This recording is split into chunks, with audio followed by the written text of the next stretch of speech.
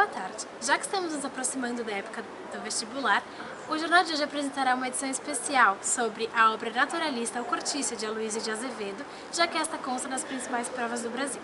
Apresentaremos uma visão literária e biológica para melhor análise do livro. E agora passaremos para o repórter Lucas Santana. Bom dia, a gente vai fazer aqui uma entrevista com a professora Lilian, do Colégio Visconde de Porto Seguro. Gostaria de te perguntar, por que o Cortiço é tão importante para a história do Brasil? Bom, essa é uma das obras mesmo mais importantes, porque ela é emblemática, não é? Ela acabou reunindo as qualidades, as características que marcam um estilo de época, no caso naturalista, né? Então você vai ter o naturalismo em países da Europa, países mais adiantados, no caso culturalmente, né, falando. Nós, como um país colonizado, tudo aqui chega um pouquinho depois, né? Chegar um dia já a globalização é diferente, mas naquela época, né, você está na segunda metade do século XIX, os autores, os poucos literatos que havia no Brasil, eles se esforçavam por conquistar esse conhecimento, né, e por implantar numa obra que eles pretendiam que fosse brasileira. Queriam muito que o Brasil tivesse sua própria identidade, tivesse o seu material. Então eles lutavam, né, para se equiparar aos autores europeus. E nesse caso ele conseguiu, assim, você tem o Émile Zola na França, né, o introdutor do estilo, e eles vão seguindo os passos ali desses autores, e às vezes com uma tradução toda própria, como é o caso do Brasil, né? Ele escolhe uma comunidade ali para contar essa história e coloca todos os elementos que na época marcaram esse estilo. Então ele é um super grande, enorme representante do estilo, com uma incrível competência. O livro tem um vocabulário excepcional e é bastante complexo também. Então, por isso ele é considerado, com razão, um dos grandes. E por que o Cortiço está na lista de uma das provas mais importantes do Brasil, se não a mais, que é a FUVEST? Está por tudo isso que eu falei, e porque, graças a Deus, nós temos intelectuais, pessoas da área de literatura, conscientes de que essas obras elas têm que compor o acervo nacional, elas têm que ser valorizadas, né? Os novos grupos de jovens, de adolescentes, têm que ter contato com esse tipo de material. Não importa que ele tenha 200, 300 anos, mas é o que faz a nossa identidade. É uma das razões, né, pelas quais nós devemos nos orgulhar de ser brasileiros, a nossa composição literária. Sim. Então a FUVEST faz muito bem. E agora vamos assistir uma matéria sobre a comunidade do Cortiço. Daí a pouco, em volta das bicas, era um zum-zum crescente, uma aglomeração tumultuosa de machos e fêmeas. Uns, após outros, lavavam a cara, incomodamente debaixo do fio de água que escorria da altura de uns 5 palmos. O chão inundava-se. As mulheres precisavam já prender as saias entre as cotas para não as molhar. Qual análise pode ser feita da sociedade de um Cortiço? Então tá, vou falar daquela comunidade, tá? Que ele retratou, né? É isso que você quer saber, do livro. Então, ele fez uma composição na qual ele pretendia colocar tipos, né? Elementos que representassem pessoas que moram em habitações populares. Hoje a gente não fala mais cortiço, né? Na época falava, nem favela, mas são habitações populares, são comunidades, né? Hoje em dia. Ali, jamais uma comunidade que vivia em cortiço, ou uma comunidade pobre, ia se tornar o protagonista de um romance no século XIX.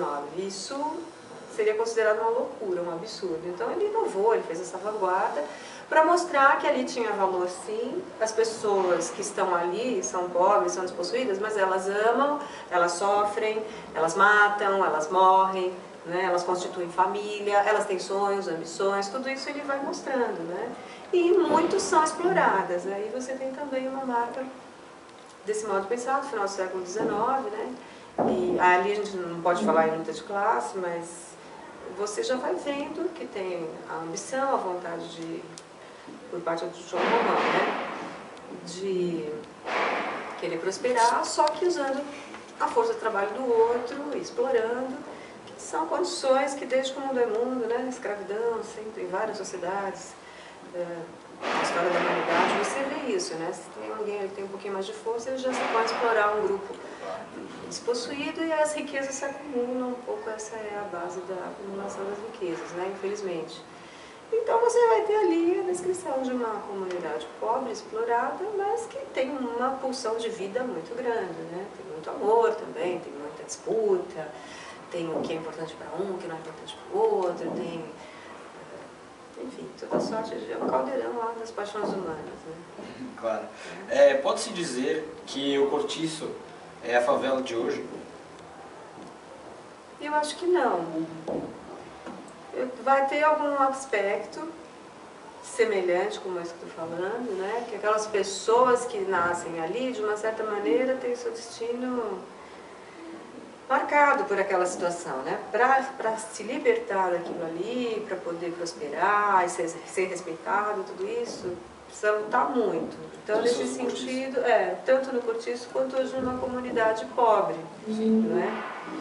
A diferença que eu vejo é que, primeiro, ali no Cortiço, o crescimento, eu não sei se ele é tão desordenado, a ocupação do espaço, como é num grande centro urbano que a gente chama de favela, né? Eu acho que a urgência da vida na cidade grande, no espaço urbano, faz com que a favela seja ainda mais desumana. A forma desordenada como ela tem que crescer, inclusive para atender o urbano. As pessoas vêm trabalhar, vêm construir os nossos prédios e tal. A emergência para isso acontecer faz com que também eles tenham que se colocar ali de uma maneira inadequada, né? Infelizmente. E agora, então eu acho que ali as casinhas eram mais organizadas, tinha alguma... Pode ser uma impressão falsa minha, né? Porque as condições também não eram boas, tem a descrição de quando se levanta, não tem água corrente, todo mundo tem que usar um banheiro público ali, né? Não sei se vocês já leram o comecinho. Sim, já. O Acordar do Cortiço, né? Que o Aloysio trata assim como se fosse um grande... um monstro, um bichão que acordou, né? E as pessoas estão ali só mais... representando os movimentos, né? Mas é como se o Cortiço fosse o grande protagonista da obra, né? A própria construção. Isso quem falou foi o Antônio Cândido, nem fui eu. É uma ideia muito bonita, né? Pela primeira vez, um protagonista de uma história é uma construção. Claro que tem a ocupação humana e tal, mas a forma como ele faz o Cortiço despertar, brigar, sofrer, tal, você acaba achando que o organismo é um todo, né? O gênero literário que o Cortiço está inserido é o naturalismo, que abrange 3 características principais: o determinismo, o zoomorfismo e o darwinismo. O determinismo fala sobre a ideia de que o meio difere a pessoa, ou seja, o meio que a pessoa está inserida vai definir seu caráter. O zoomorfismo é a animalização das pessoas, ou seja, o caráter das pessoas é tratado como animal. E também há o darwinismo, que conta histórias sobre seleção natural e que o biólogo Gleidson irá contar isso com mais clareza. Olá, boa tarde. Hoje eu vou falar com o Gleidson, que é professor do Colégio de Visconde de Porto Seguro. Boa tarde, Gleidson. Boa tarde. Gostaria de saber sua opinião sobre o darwinismo e a teoria da seleção natural. Certo. O darwinismo é uma teoria evolucionista proposta por Charles Darwin em 1859, junto com a publicação do seu livro Origem das Espécies. Ele explica que dentro de uma mesma espécie, dentro de um grupo de seres vivos, nem todos são iguais.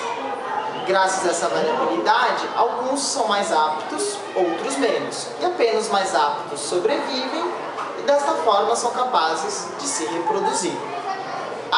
Esta seleção que ocorre de forma natural no ambiente, dá-se o nome de seleção natural. E acredita-se hoje que esta é a responsável pela evolução dos grupos, surgimento de novas espécies e a diversidade como a vemos hoje.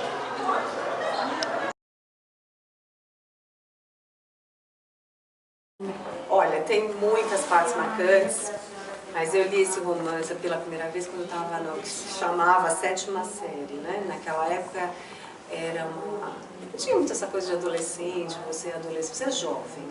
Era uma porta de entrada para a vida adulta jovem, ler O Cortiço, porque tinha as passagens, né, com conotação sexual e tal.